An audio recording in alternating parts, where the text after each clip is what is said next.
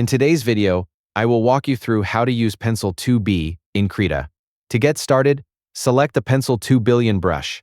Press F6 to open the brush presets docker if it isn't already visible. In the search bar, type Pencil 2B or look for the preset named Pencil 2B. Once you find it, click the preset to select the brush. The Pencil 2 billion brush is used for creating darker pencil-like strokes and detailed sketches. To use it, select the brush and start drawing on your canvas. Adjust the brush size depending on the type of lines and details you want to create. Use a smaller brush size for fine details, clean lines, and precise sketching. Increase the brush size for thicker strokes and larger sketch areas. The Pencil 2 billion brush is commonly used for sketching, outlining, shading, and adding details to artwork. It is useful when you need stronger pencil strokes with more visible lines. When using this brush, build up your sketch gradually by adding strokes and adjusting the brush size as needed.